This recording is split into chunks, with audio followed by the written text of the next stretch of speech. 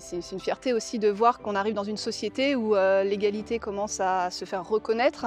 On sait qu'il y a beaucoup de choses qui sont mises en place aussi pour. Ce que je souhaite maintenant, c'est que ça ne soit plus un sujet et qu'en effet, on puisse évoluer en toute équité.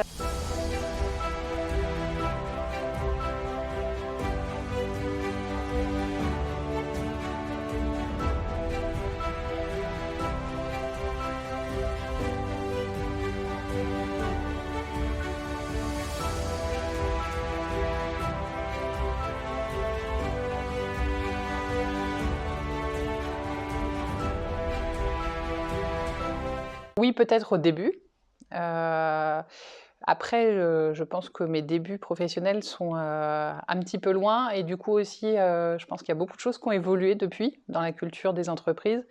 Donc peut-être que ce que j'ai vécu à l'époque sur un poste de commercial, des remarques que j'ai pu entendre, etc., ne se feraient plus aujourd'hui, je pense, très honnêtement. Personnellement, je n'ai pas d'événements marquants, difficiles, durant ma carrière. J'ai peut-être eu cette chance d'évoluer dans le monde des sapeurs-pompiers dès mon plus jeune âge. Donc en fait, j'ai aussi appris à évoluer avec la société, avec, les missions, les attentes, de cette corporation.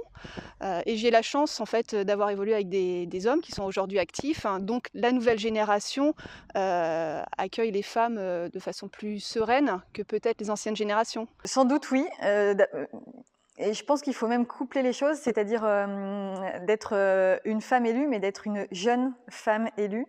Il y a eu beaucoup de freins ou beaucoup d'images fausses ou en tout cas de communication pas très sympathique à mon égard, mais il faut savoir passer au-dessus, bien sûr. Oui, c'est arrivé à certains moments et dans différents sports. Maintenant, aujourd'hui, sur l'aviron et dans le sport de haut niveau, il y a une mixité qui s'impose. Et moi, j'évolue dans un bateau collectif et mixte, 2 hommes, 2 femmes, voilà, et un barreur. Donc, ça se compose très bien.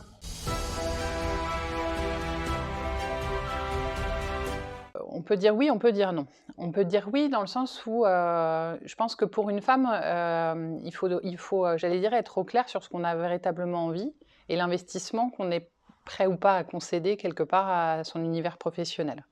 Ça, c'est la première chose. Et on peut dire non, parce qu'à l'inverse, aujourd'hui, en tant que femme, on est extrêmement sollicité justement par rapport à tous ces efforts qui sont faits pour augmenter la mixité. Donc je ne peux qu'inciter d'autres femmes à venir rejoindre celles qui ont envie de défendre la mixité. Je pense que c'est plus difficile de se faire un nom dans le sport quand on est une femme.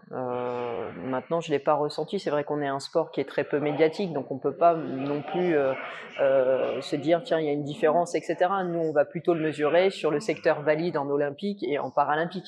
Mais hommes-femmes, aujourd'hui, je pense qu'on est sur le même pied d'égalité concernant la communication, la visibilité, etc. Finalement, le rôle de la femme, pour moi, il tient vraiment à celui qu'elle veut se donner. Et en tout cas, ce qui est important, c'est qu'elle puisse, qu'elle sache dire oui, qu'elle ait la possibilité de dire oui, mais qu'elle sache aussi dire non. Et donc, voilà, la femme doit choisir sa place elle-même et on ne doit surtout pas lui imposer. Tous les jours, c'est certain que ça demande de l'investissement, ça demande une force de caractère aussi pour garder sa place proprement dite. On se le doit intérieurement de se dire je ne dois pas décevoir, je dois montrer que j'ai ma place.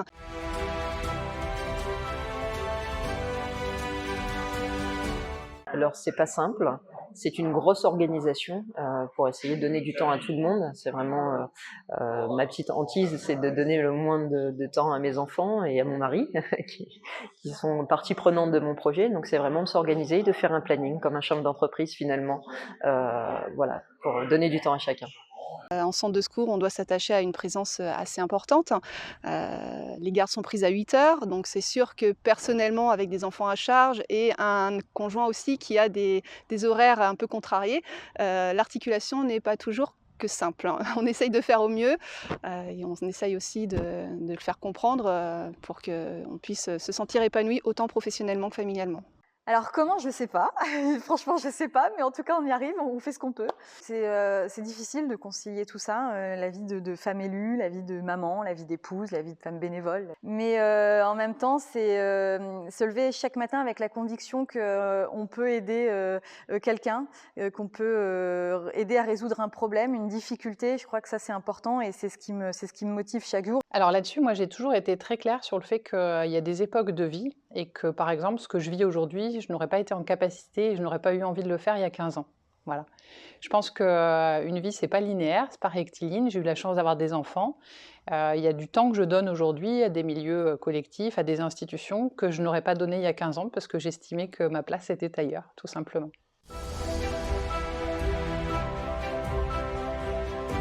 Il faut que des lois soient mises en place sur la mixité, la parité, etc. Mais ça fait son petit bonhomme de chemin.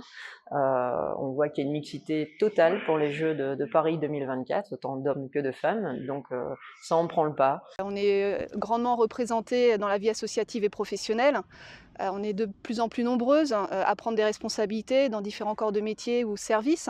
Donc je pense que l'évolution est bonne et il faut continuer à avancer dans ce sens-là. Qu'est-ce qu'il faudrait faire? Je pense que c'est permettre à des femmes à l'intérieur des entreprises parfois d'avoir cet accompagnement, parfois ce coaching, cette prise de recul, pour tout simplement se dire et si j'en avais envie et que j'osais pas me le dire. Et véritablement, l'écart salarial entre les hommes et les femmes est une injustice profonde qu'il est temps de changer. Je crois que c'est vraiment important que les jeunes s'engagent en politique parce que on se rend compte aussi parfois qu'on a besoin de changer le logiciel et on n'y arrivera pas toute seule. Donc venez, engagez-vous et soyez à nos côtés.